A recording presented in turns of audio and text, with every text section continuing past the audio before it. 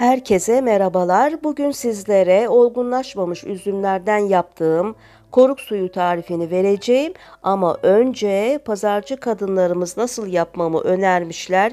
İzleyelim, sonra tarifine geçelim. Hayırlı işler. Bu koruk suyunu nasıl yapıyoruz? Koruğu yıkayacağım. Onu blenderdan geçirdikten sonra onu yıkayana o Koruğu yıkadıktan sonra kurusun. Kurusun. Ondan sonra sıkınca hani o suyundan çıkarıyorsun gari ya, o suyu sıktığın şey bir daha ıslat, onu yiyebilirsin hani. O da ekşi olur, iyi mi? Bir aspirin, bir tuz koy. Böylece ne kadar? Böylece 20. Aspirin ve tuz. Tamam. Yine bak işte sen bilerden geçerken de atabilirsin üstüne tuz yine. Tamam. Az bak duru olur hani, açık olur işesi, güzel olur, iyi mi? Tamam. Tamam. Yıkacaksın. Robotu varsa robotu yap. Yoksa taştan döveceksin. Ama yıkadıktan sonra kuruması için bir kenara koyuyor muyuz? Hiç fark etmez o. Öyle mi? Su katma içine. Ha, tamam. Ondan sonra sık. Bir şişenin içine kat. İster güneşe koy, ister kölge, hiç fark etmez. 2 kilo bir pazarcıdan, 2 kilo da bir pazarcıdan toplamda 4 kilo koruk üzümü alıp eve geldim. Ve bunları saplarından tane tane bu şekilde ayırmaya başladım. Olgunlaşmamış, ermemiş olan üzümlere koruk üzümü denir. Gerçekten antioksidan kaynağı. Tanelemesi biraz sabır işi olduğundan eşim yardım etti. Nöbeti ona devrettim. Son 2 salkımı da bana bıraktı. Ve bunları taneledikten sonra 4 kilogramlık bu koruk üzümünü güzelce yıkadım. Çünkü zirai ilaçlama olabilir. Birkaç su tertemiz yıkadım. Ben bu hazırlıkları yaptığım sırada Profesör Doktor Nazan Uysal hocamız Instagram hesabında fonksiyonel beslenme ve eliminasyon diyetinde koruk suyunun faydalarını anlattığı bir canlı yayını tesadüfen izledim ve ne kadar doğru bir iş yaptığımın farkına vardım ve hevesle güzelce bu yıkadığım korukları serdim, kurumaya bıraktım. Her iki pazarcının tarifinden ve kendi araştırmalarım doğrultusunda harmanlayarak bu koruk suyunu yapacağım. Ertesi gün kuruyan bu korukları topladım.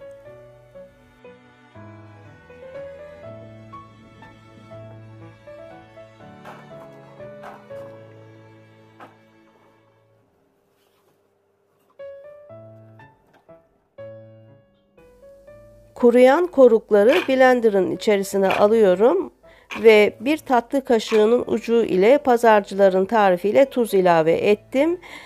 Burada blenderdan geçerken şuna dikkat edelim. Çekirdekleri ezilmeyecek kadar geçelim.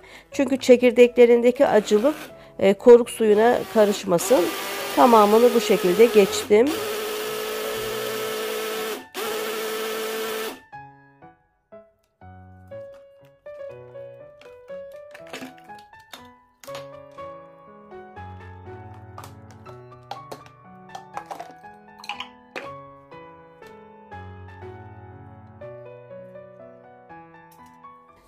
Elinizin tahriş olmaması için muhakkak eldiven kullanınız. Blender'dan geçtiğim bu korukları süzgüye aldım ve suyunu çıkarmak için bu şekilde süzüyorum. Aslında şu şekilde de yapılabilir. Tülbentin içerisine alıp sıkılabilir. Ama ben eskilerden kalma alışkanlık domates sıkar gibi bu şekilde birinci aşama suyunu sıktım. Hemen bir kenara almadım. Tekrar bunları elden geçirerek iyice sıktıktan sonra başka bir kaba, su olan bir kabın içerisine aldım. Yine pazarcının tarifiyle bunları da atmayıp tekrar kullanacağım. Çekirdeklerini de geri dönüşümde kullanacağım. Onları dahi atmıyorum. Kurumaya bırakacağım. Tamamını bu şekilde sıktım. Posasının üzerine biraz su ilave edip bunu bir kenara aldım. Şişelerimi daha önceden yıkayıp tertemiz dezenfekte ettim. Ve burada tülbent yardımı ile şişelere dolduruyorum. Çünkü içerisindeki tortuların şişelere geçmesini istemiyorum. Fakat her ne kadar tülbentle geçirsem bile gördüğünüz gibi tortular da geçti. Ama bir bekleme süresinde tortuların dibe çökmesini sağlayacağım. Bakınız tülbentteki tortuyu da gördünüz. Ve ağızlarını kapatıp 5-6 saat beklemeye bırakıyorum. Bu kaptaki sulu posayı da 5-6 saat sonra süzüp günlük kullanacağım. Su ilave ettiğim için çabuk bozulur, buna dikkat edelim. Şişelerdeki koruk sularını da bekleterek durultma yapıyorum. Tortularının tamamen dibe çökmesi için en az 5-6 saat bekledikten sonra tülbent yardımıyla bu koruk sularını süzüyorum. Tamamen berrak bir koruk suyu elde edinceye kadar. 1-2 kez bu işlemi yapabilirsiniz. Şişenin dibinde kalan tortuları da yine atmayıp günlük kullanacağım suya ilave edeceğim.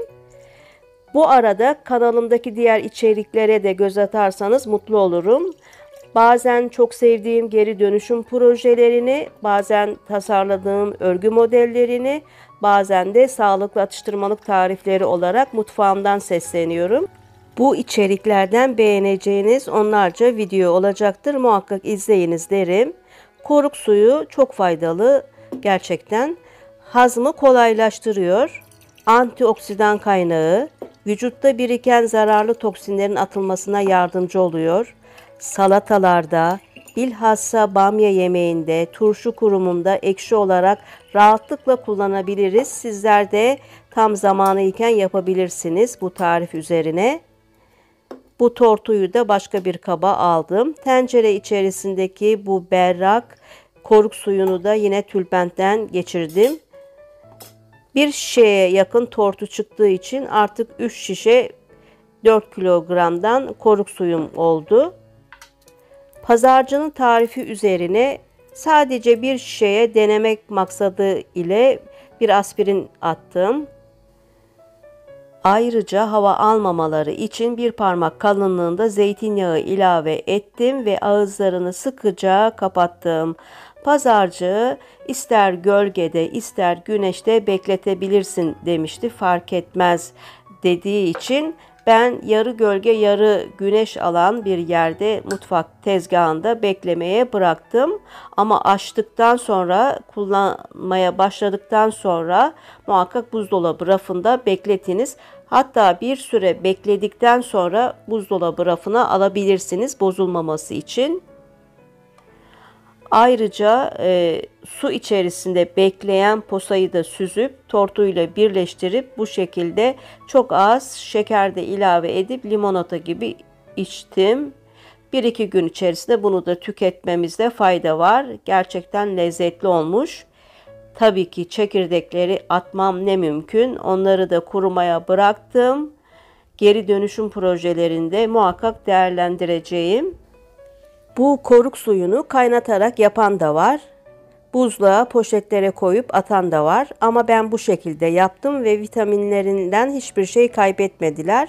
Ve bir haftadır da dışarıda beklemekte hiçbir şey olmadı.